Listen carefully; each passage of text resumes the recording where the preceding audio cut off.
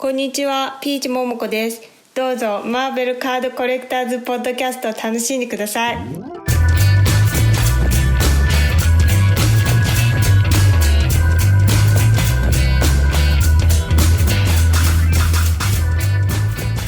Hello everybody, my name is Ian Taylor and welcome to the Marvel Card Collectors podcast, brought to you by the Marvel Cards Fan Collective, an awesome community of card collectors and creators.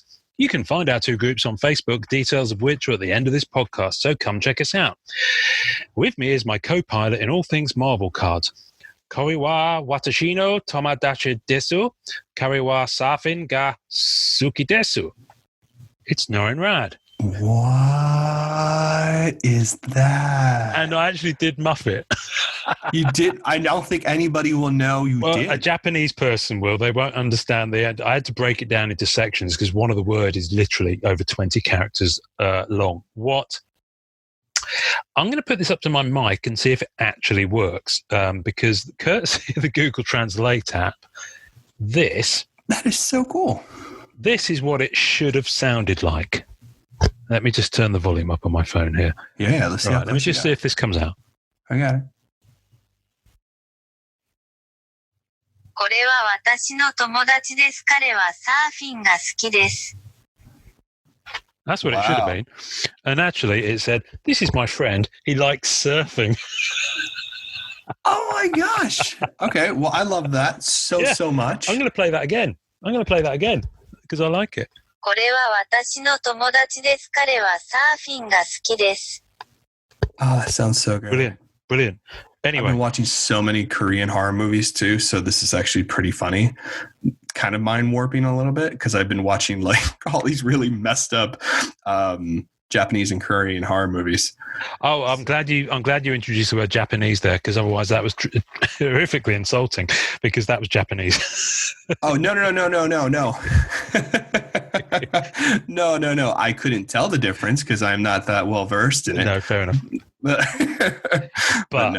But for those listening, because on this episode, and we haven't actually talked about this, so this is the first time you've heard me say this, we have reused the intro from Peach Momoko. Oh, Peach. Because, quite frankly, it's brilliant to have a different audio flavour here. Yes. I quite like the fact that our first episode of our second year has a female voice at the intro. Yes. You know, there's a bit of a gender imbalance in the hobby. Absolutely. So I'm always up for having female voice talents on the episode. Be that also, we have Marvel anime coming soon. We do indeed. That Peach is just taking hold of, and I'm so excited. I spoke to, I believe, her art manager, Yo, who's just absolutely phenomenal. Just very kind people, very good people. They're so excited about this set. I'm excited to see where this goes. I love them so much. Yeah, I'm a huge fan. So before we go into Marvel anime, I'm just going to say... Yes, of course. Sorry, jumping the show. No, absolutely fine, because this is going to be a kind of a short, sharp Marvel anime focused episode. But I just very quickly want to touch on the fact that, of course, this is our first episode to drop after episode 50, which was our first birthday. Yes. Has been dropped. So by now, everyone would have or should have, or maybe if you haven't already, I want you to stop this and go back and listen to episode 50. And they're back. Brilliant. With Julie Bell and Boris Vallejo, I think is how you pronounce his surname. Certainly that's how we did it. Yes, hopefully. So if you want to listen to how Boris himself pronounces it, go back and listen to the beginning of episode 3. Yes. His intro. Where he introduces it. What I should do. Boris and Julie. So, yeah, everyone's heard it by now. The kindest people. Just the kindest people. Yeah. They're brilliant. They're beautiful, beautiful, beautiful human beings. Mm-hmm. And the funny thing is, of course, we won't know what people's response and feedback is. Yes. Yeah, we won't. Until the next time we talk. So no. I'm all paranoid I spoke too much. I don't know why. Probably because I've been editing it for so long now. I'm just hearing my voice over and over again. But I thought what they said was extremely inspirational. And I think there were some really cool tidbits we found out. I had no idea they were doing sketches before they saw models. Remember that segment? Yes. That was just the coolest Yes. thing to find out. I had no idea. I thought they looked at the models, did some sketches from there, and that's how they conceived it. But they had a whole thinking of what they were hoping to get. Yeah. And then models sometimes would do something better, and then they would improvise on the spot. Yeah. That was fascinating to hear. Yeah. I'm still absorbing it all, to be honest with you. But even though we recorded it back in April, but hopefully, folk dug it. We certainly absolutely enjoyed it. Yes, it's kind of, it was so much fun. We're in year 2 now, and you kind of think you might be tempted to think, well, you've kind of done Boris and Julie. You know, where can you go from here? Well, the answer is wherever you'd like us to go, people. So that's right. Let us know if you want to hear about certain topics, about certain sets, if there are certain artists that you'd like us to introduce to you, or invite to come on the podcast. If you know artists that you've commissioned work from and you think they dig us being on the podcast, reach out to them. Tell them about us. I'm still getting in touch with people who have been working in Marvel cards for years who are only just starting to hear about us. So yeah. We have a couple of artists already lined up as well. So I mean, things are coming up. Yeah. We've got some really good content coming up for you in the next few weeks, folks, and a few months as well. So we've got some kind of longer lead stuff happening. So hopefully you'll enjoy it and you'll stay along with the ride with us. So yes. So very exciting. Finally, we do have new set news to talk about, Marvel Anime, which we knew was coming because we saw a list of sets coming in 2020 at the beginning of the year. And then, of course, coronavirus happened. So how much of that was actually going to occur, I'm not sure. But the first one is definitely being confirmed and officially, with air quotes, announced, is Marvel Anime. And that is going to be released in August. I wish it was sooner. And I hope it's simultaneous with EPAC. That way, if this is still going on and there's some restrictions, which, hopefully there's not, we can be able to get access to it and do a show, open it up, do an exclusive video opening it up, maybe give away some cards. I don't know. I'm just throwing things out there. Who knows? I actually think it will be physical than EPAC. I think that price point wise, price point wise, well, it's good. I've seen. Let's back up slightly. The interesting thing about Marvel Anime is that it is not reused art; it is original art. So it's original art. Well, it's 200 pieces of original art. I found out. Yes, from the artist, Peach Momoko, which is why we used her voice talents at the beginning of this episode. So Peach, as you may or may not know, has been doing variant covers for comics for a while now. So she's just working in the mainstream Marvel space. But she was also one of the wonderful surprise artists that I discovered on the Marvel Flair 2019 set. Yeah, she was one of the major contributors to this. She was. And some of her work we didn't know was going to happen until it was released on EPACs because it was on the achievements that you could only get on EPACs. So, for example, her Jubilee was the Flarium Tier 1 achievement. One of my favorite cards from that set, if not my favorite card from the set. Other than Moonstar, too, which was really cool. Yes. Well, she did Spider-Gwen. She did Spider-Gwen, she also killed did Black Cat. Yep. So I have my auto card of her Black Cat here somewhere, which, you know what, I'm not going to get out for you now because this binder is heavy and I have already hurt my arm lifting my 4-year-old. So, but so basically they obviously liked it so much that they're giving her a whole set. Now, what I like about this is it very much echoes what Julian Boris said and what Peter Scanlon said, in that certainly Peter Scanlon did kind of a subset for another set. Yes. And they liked it so much, they said, well, do more. Do a whole set, or in his case, 25% of a set with 3 other artists. Right. Boris and Julie, of course, they gave him a full set. So if, Peach is on the level where they saw her work and they were like, yeah, let's see if she's up for doing a whole set. I mean, she's one of these frontier artists, right? I mean, it's not a Marvel masterpiece set at all, but at the same time, it is all original art. Yep. It's all from one artist. Yep. I mean, I hate to say it, but I don't hate to say it, but my prediction for this is that this is going to be a series that continues. And I think every Marvel anime series will have a new artist that specializes in Marvel anime art. Yep. And I think we're going to get reiterations of this. Yep. I think it'd be a pretty cool set. I think if that's not the plans, I think that should be the plans. I think that'd be a great way. Yeah, potentially. Really Potentially. nice. I mean, I must admit, I was skeptical when I heard about it, and I immediately said to myself, I'm out on that one because I'm not an anime fan, really. Right. That's right. We've talked about that. Well, I think of anime and I think of manga, and I think manga's a kind of a style of. I'm talking from a slight position of not really knowing what I'm talking about, but my understanding is that manga is a style of anime. Anime is they're both. It's just Japanese art. That's all. Exactly. So the anime is animated series, so Japanese animated pieces, and manga is the stuff that comes from graphic novels. So it's the art form. So they're the same thing. They're just done in different mediums. Yeah.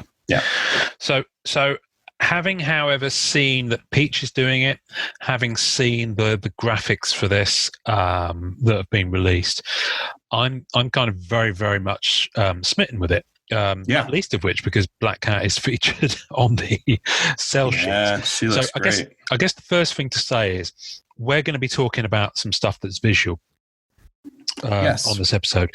So we will. I don't know if we'll put this up as an audio, but use the visuals from the set. I don't know what we'll do with it, but we'll definitely put it up as audio, and we will link to the website that we're talking about, which is a website called Go GTS. And they have on their site, they've made themselves a little video. They've got a breakdown of what the set's going to have, and they have a link to the sell sheet, which is a PDF, which gives you some details, and it's a PDF that's given to them by Upper Deck. So that will be in the tasting notes as well. So if you're listening to this and you want to kind of see what we're talking about, go to the Facebook page for our podcast and go to the tasting notes for this episode and click on the links there, and then you can kind of watch, look at the stuff while we're talking about it. I think that's the best way. And that goes for every episode we do. Yeah. So let's dive in. One of the aspects of it that does, I'm going to start with the one aspect that does turn me off, simply because no matter how good this set is, I'll never be convinced. Chibi style. The kind of chibi style. I can't do it. I just can't do it at all. I know, artists like Scotty Young do all those variant covers with them. Yes. It's just not your thing. Yeah. No. I like it. It's definitely not in my wheelhouse of things I tend to gravitate to. Yeah. I do think they're really cool looking. They're also extremely rare for the set. Another miniature insert is found in the Chibi line with 3 rarity subsets. Overall, these come in 2 to 3 per case. So these will not be the inserts that are the main line series of the cards, but they are in fact some of the bigger cases. Yeah, they're a chase version. Now, you fast forwarded here. I don't know what you're reading. Oh, Chibi, I'll send it to you. Hold on. Okay, so I'm on the Go GTS website. What website are you on? So the problem with that site, and I didn't want to say anything, but of course I read something off the site, so that's my fault. I look at sometimes Cardboard Connection. Oh, Cardboard Connection. We can go there. Yeah, I have both up. Well, it's just that the Go GTS site had a link to the sell sheet. The sell sheet was which kind of they do really well. So let me just go. They really do. I like the sell sheets a lot. Marvelous. You know what? We're going to put all the links up there. Why not? Let's have them all. Marvel sell sheet's really nice too. Anime.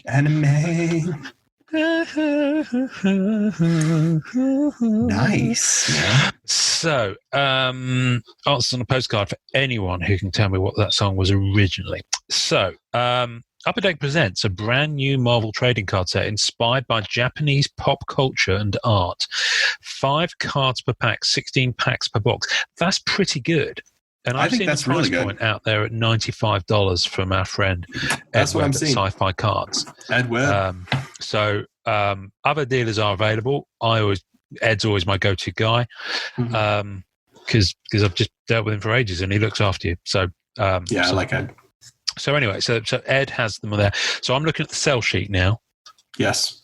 Have you got the sell sheet? I'm looking at it right now. Marvelous. The sexiness of it all. Right. So we've done page one. So basically, on page one, you've got a number of characters on there. You've got Doctor Strange.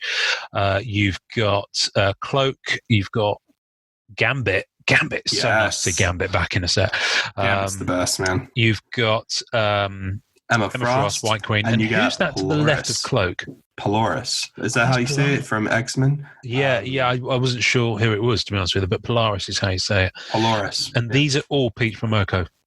Yes, all of her designs. And on the base cards as well. I don't know so most of our listeners will remember, but remember on the 1992 Marvel Universe set on the back of the card, and I believe the 1993 Skybox Marvel Universe set as well, where you get like a headshot and then a full body on the back with the power meters, remember? Yes. Well, the kind of cool thing about this set is that's how the base cards are.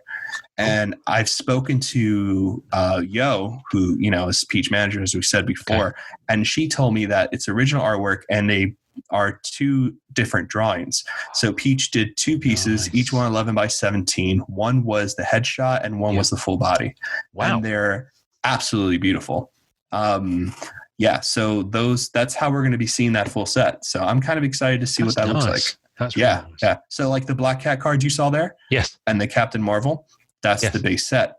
That's what the base set looks like. I'm with you. So we're on page 2 now of the Marvel Anime sell sheet. 90 card base set, 2 unique foil board parallels. Mm-hmm. So I imagine you've got base, then you've got a foil board parallel of some kind. One of the foil board parallels has a Japanese translated back and is split over 4 tiers of rarity.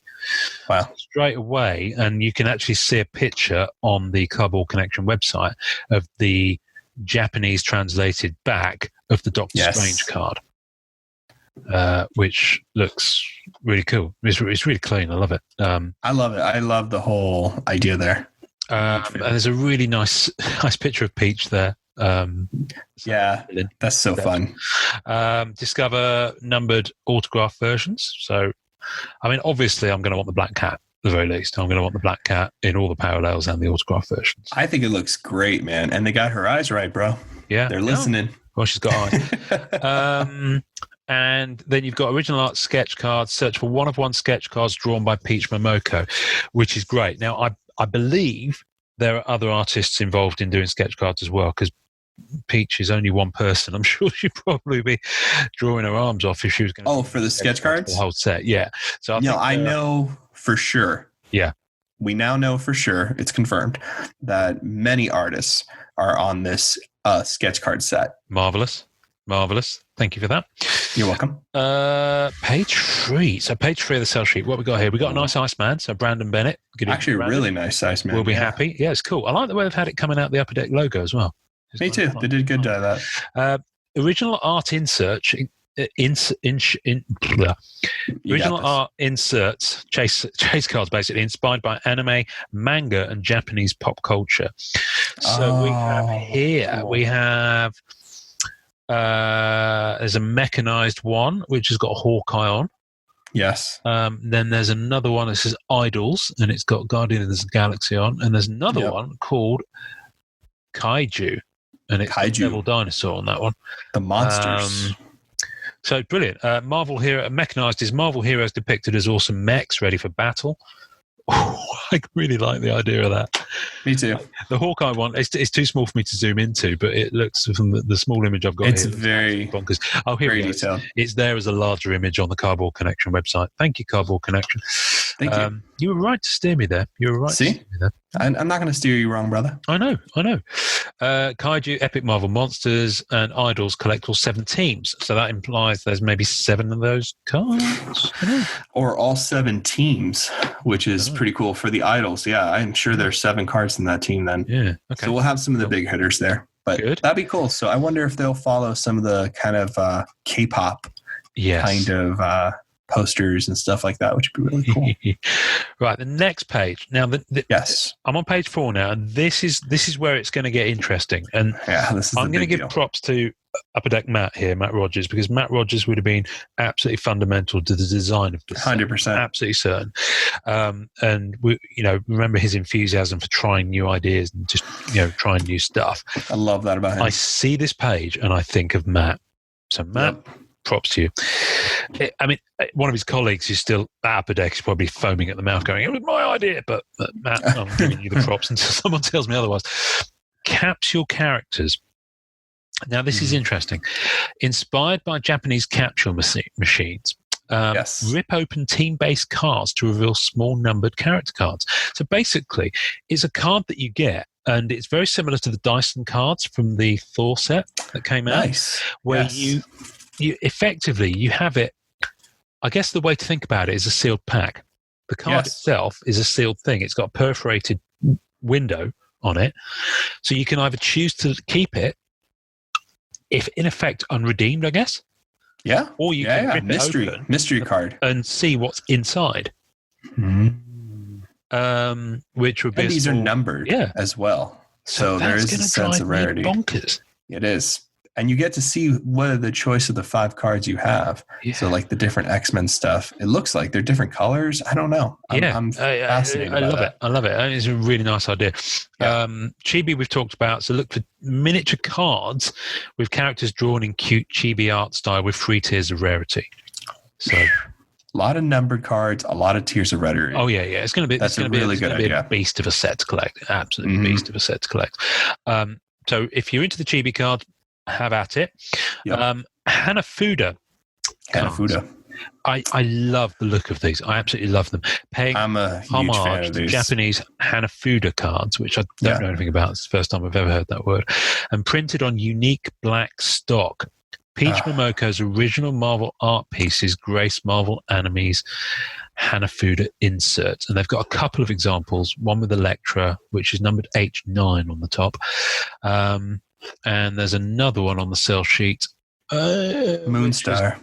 Which is well into the double figures. So there's quite a few in that set. So H35, which is crazy. And that looks pretty. I mean, now I'm only seeing female characters in those 2 examples. I'm not sure they're going to all be female. Maybe they are. I don't know. I wonder. I don't know. Hanafuda. Let me look that up. But already, this kind of reminds me a little bit of some of the way that Women of Marvel was constructed. Yes. I don't know why. It just kind of flows back. So I think, from memory, I think Women of Marvel had some pretty good art styles in it. I think some great art styles. I think what's really great about Hanafuda, at least the decision there, it's part of that Japanese playing card game. Oh, okay. That's right. Cool. Yeah. All right. Translates to flower cards. Okay. Which is really nice. Flower cards. Yeah. So which is really nice because you have the blossoms. The cherry blossoms, for Elektra. And then the back of Moonstar, you have these other very beautiful flowers as well. Well spotted. Well spotted, that man. Thank you. Thank you, kind sir. Thank you. Hanafuda. Hanafuda. Oh. So pretty, man. The language just lovely. It is, until I get a hold of it. I felt bad not recognizing, but it was out of the blue. Yeah. Well, I didn't tell you I was going to do that. I think what's really cool is, so we're going to the next page now. Okay. And the last page even. The last page. Page. This part really excites me. I know. Go for it. So excited. Stacks, baby. So, for those who may not remember, Fleer Ultra X-Men 2018 had Stacks cards, which was a thick base card. It was only thick because the card stock for that set was thick. And then you had, so that was cardboard, and then you had 2 acetate layers. So you had layer A, B, and C. I can't remember which was top, middle, or bottom, but A, B, and C. And when you put them together, they make an image. They're kind of CMYK. So they're returning on this one. I remember, I'm hoping that, I think they've probably learnt from this. I think Matt did allude to the fact that Stacks for Fleer Ultra X-Men was actually too difficult for people because they got cards 1 to 25, and there's 3 of each. So you've got 25A, 25B, and 25C. Yeah, very difficult to put together. So there's straight away, that's 3 times 20. That's 75. And then, so that was fine. That was actually not too difficult to put together. But then you had an SP set, which was numbers 26 through 30, and they were really tough to get. It was kind of one extreme to the other. Yes. So I'm hoping they'll have evened it out a bit with this one. They look cool. I think they look really cool. What I'm noticing here, and I don't know if Fleer Ultra X-Men did the same thing, but so we all know what printing plates are, and printing plates come in 3 colors: cyan, magenta, yellow, and black. So what it looks like with the stacks is that when you put a particular part of that stacks card, for one insert will be blue, the other one will be red, the other one will be yellow, and when you stack them all together, you get the full colored image. That's right. So you're going to be able to see how all those colors included in one go are giving you a full colored finished image. Brilliant. I'm so excited about this set. I'm really excited. It's looking great. Then it just has a summary of box hits and case hits. Look at that Colossus. I know. I like that Colossus a lot, actually. Oh, that's good. So box hits on average 4 foil parallels. Wow, actually, that's going to be a tough set to pull together then, that 4 parallels. This set's going to be a massive set. 2 to 3 Japanese parallels. Wow, okay, so that's the foil parallel with the Japanese text on the back. Right. 4 inserts from either Kaiju, Eisels, or Mechanized. Yep. 1 artist autograph. 3 to 4 stacks cards, 1 to 2 capsule characters, and then case hits. Chibi cards, 2 to 3 chibi cards in a case. It doesn't actually tell us on this how many boxes are up a case, but we'll go back to the website in a moment. It'll tell us there. Yeah, there might be something. 1 to 2 sketch cards. So that's in a case. So they're pretty tough pulls, the sketches. Yeah, sketch cards are going to be really tough. 2 to 3 Hanafuda cards. So and the Hanafuda. I think the Hanafuda is going to be some of the bigger insert chase. I think everyone's going to try to get that whole chase set. It's beautiful. There's lots of images, and I will put them on the tasting notes, but I'll also put a link to where you can see them on the Cardboard Connection website, which is probably the easier one for looking at the images. The sell sheet, however, I will direct you to Go GTS. So I do have information on the product configuration if we'd like to know. Hit me, Daddy-O. All right. It's going to be 5 cards per pack, 16 packs per box, and 16 boxes per case. And in parentheses, we have 2 inners.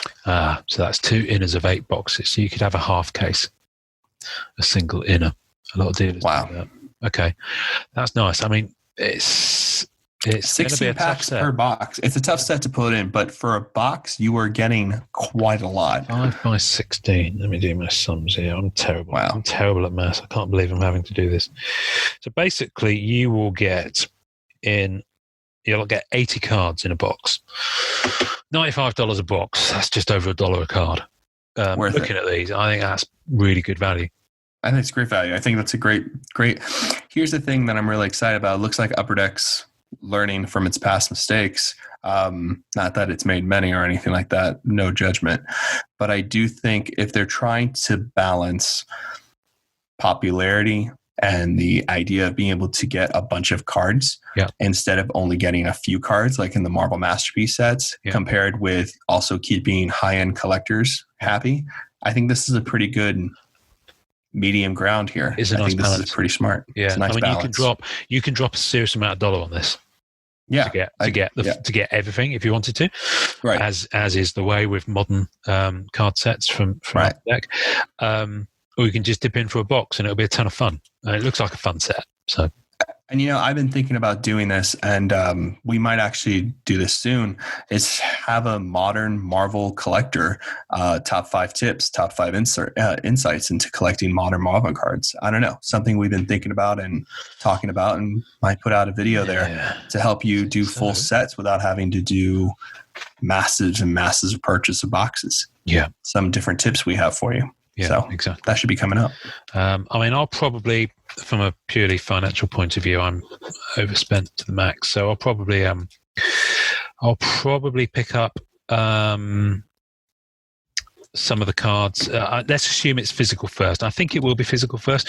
The reason I say that is because Upper Deck do kind of need to keep a fair number of their distribution and dealer network happy. I mean, I'm sure you're right. Yeah, and they, I think I might be wrong on this. I have a feeling that sets like Marvel 80th, which are e-packs only, probably don't, make the physical dealers very happy. So, having physical product out there and supporting that network that stocks a lot of their sports product is probably a good thing, because Go GTS is primarily sports distribution, and it's a certified upper deck distribution. So it'll be interesting. I'm just downloading as we speak all the images ready for you fine people, so that they will be on our Facebook page post. These Hanafuda cards just look amazing. Oh, I want to see what the back looks like. I will say this for everybody listening. The Hanafuda cards are actually, they have two versions. They have a short print and a short print. Oh. So they have an SP and an SPP. That's going to hurt. Well, obviously, when this does move to e-pack, there will be other stuff. I guarantee. They're going to be achievements, all that kind of stuff. They also have a short printed stacks cards. Oh yes. Of course they do. Of course they do, dear. Of course they do. Well, what would be interesting on this is that the base set being 90 cards, I would imagine, and there's been reference there of some of the foil parallels being tiered within that 90, as Marvel Masterpieces did. So what will be interesting is when it goes to Upper Deck, like with Flair, we might, when it goes to E-Pack, as we did with Flair, there might be some Peach artwork that we hadn't seen on physical release, that we only see when it gets released on E-Pack, which would be really exciting. Actually, really exciting. I really hope do they come out with the checklist before the product's released? Sometimes I don't think they've ever done that, right? Rarely. I'd love to see that, because it just helps, I think, a lot of character collectors to kind of make arrangements. Actually, I'm casting my mind back. I have a feeling that we were able to look at the Flair one before Flair came out. I feel like remember when we did that Flair preview episode? Right. I could have sworn we did. So it may well not have been released as yet. Otherwise, we'd have seen it on one of these two fine websites, I'm sure. You'd certainly have sniffed it out.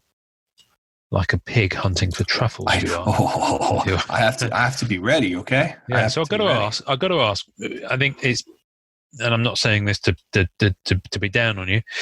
I think it's unlikely Surfer's going to be in this, because we know. Why you say that, man? No, Why I'm saying that. I'm saying that because it puts into context for our listeners. Very rude.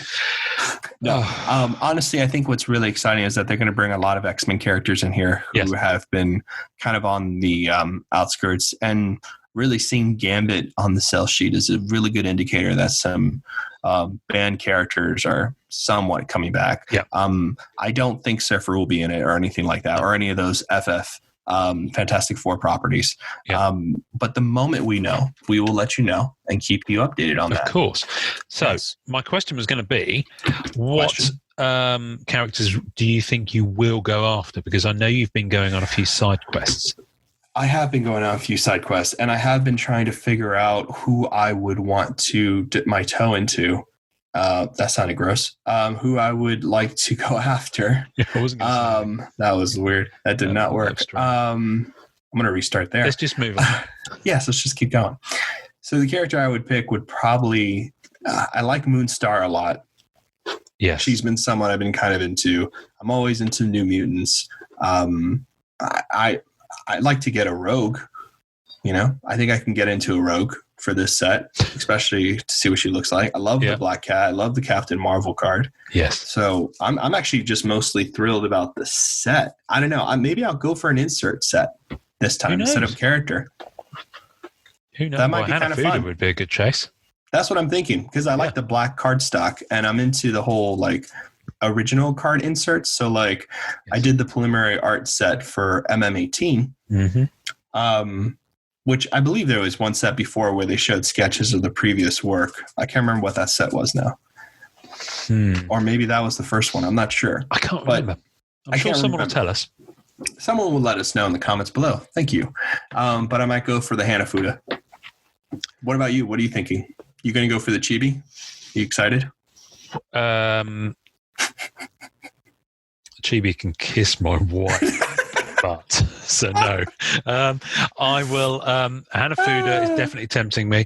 Hanafuda, yeah. Stacks I like, but I'm not. I like I mean, I went after them for Flair Ultra X-Men. And it's a nice idea. I'm just not sure it's an idea that I'm just not sure it's something that I'll feel passionately wanting to hunt. I'll be happy with the base card art. I think that's where I'm Base at too. card I art think I'd be really happy with, and the parallels of that with the Japanese writing. Yes, I think that would be a really cool. That's going to be a really cool set thing to have together. But I think I will.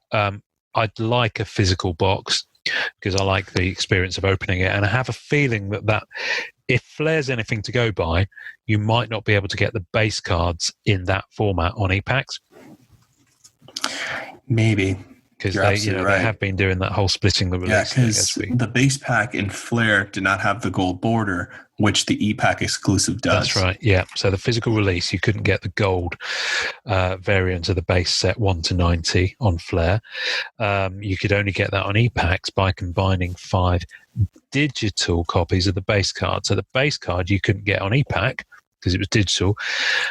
And...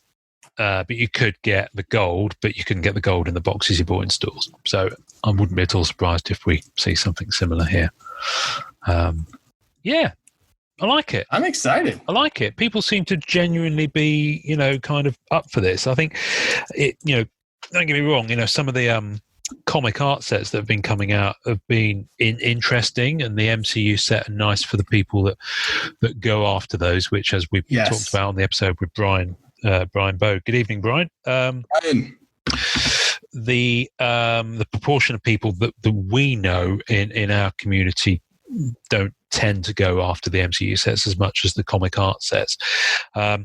This one, however, is got people's tails wagging.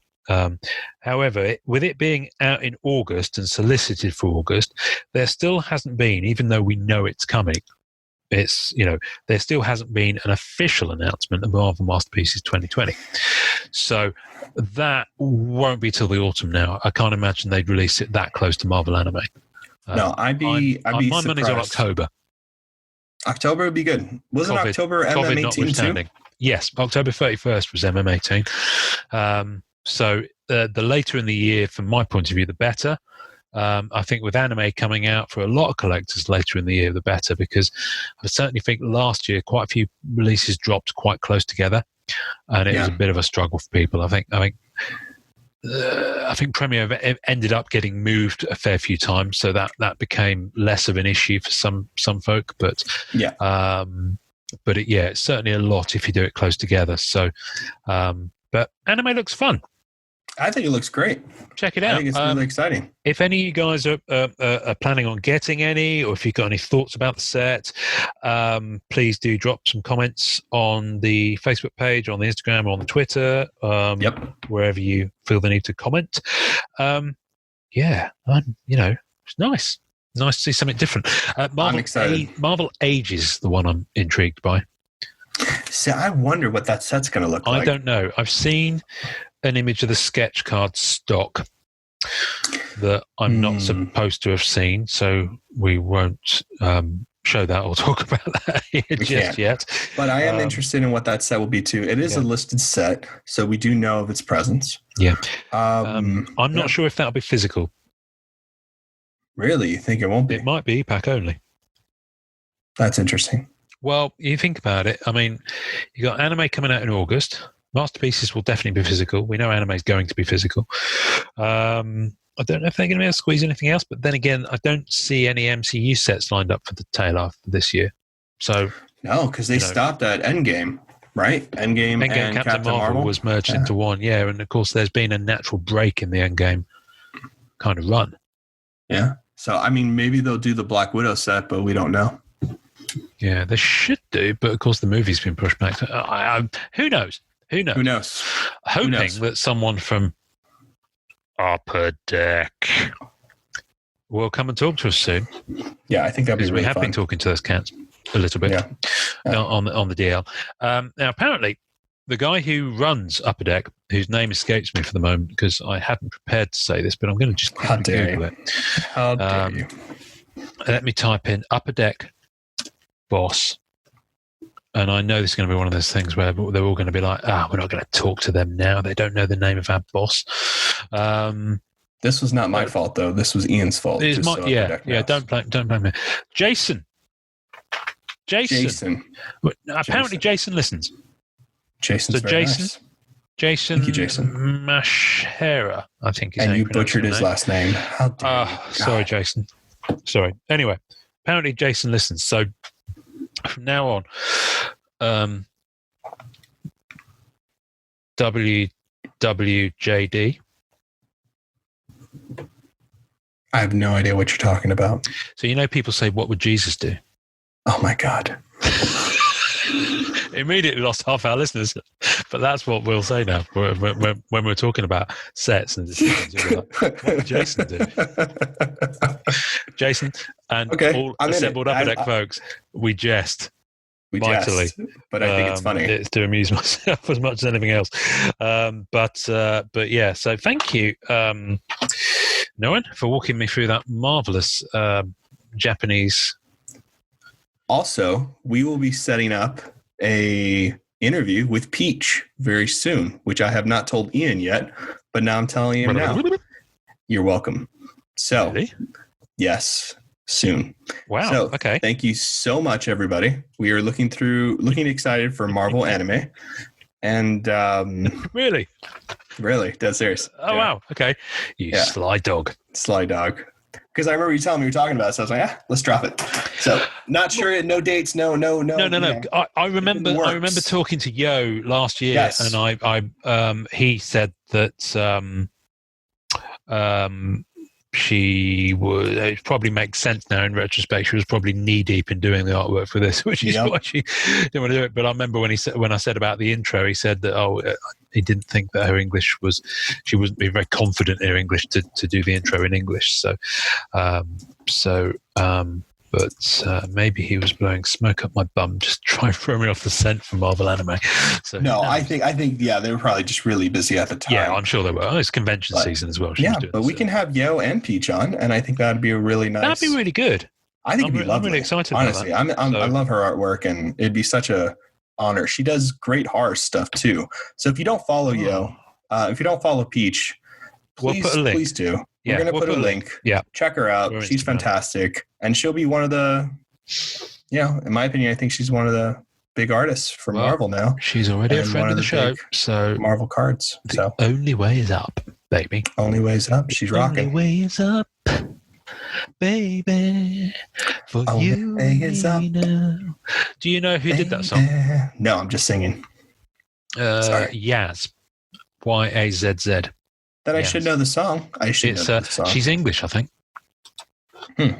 You have a lot of good English singers, by the way. Will, but I've heard a really good kind of soul cover version of it. Yes, here we go. She's 60 now. I feel really old. I didn't want to say anything earlier. But, it came out in 1988. Some of her records are credited to Yaz and the Plastic Population. Well, of course, it was the 80s. Right. Anyway, so on that note... I'm sorry, Jason. Sorry, Peach. We've ended up on English. We go everywhere and anywhere. That's just our show. That's just how we do it. All right, people. Thank you very much. Year 2 everybody. Is a go. Yes. The only way enjoy collecting. Thanks for listening to the Marvel Card Collectors Podcast. Visuals and tasting notes for each episode can be found on our Facebook page. You can subscribe and leave us a voicemail via our home on anchor.fm/MCCP. We're also on iTunes, Spotify, and all major podcast platforms. Please take a second to subscribe, like, and review our show wherever you get your podcasts. Our podcast can be found by Googling @the MCC Pod, which will also find us on Facebook, Twitter, YouTube, and Instagram. Our Facebook community is at MCCW, Marvel Card Collectors Worldwide, and MMC, Marvel Masterpieces Collectors. The great music we use is called Rocket Power by Kevin MacLeod. Thanks to the collectors, artists, and creators who support the Marvel Cards Fan Collective. We'll see you next time, and remember, it's a small hobby but a fun one. Make mine Marvel and enjoy collecting.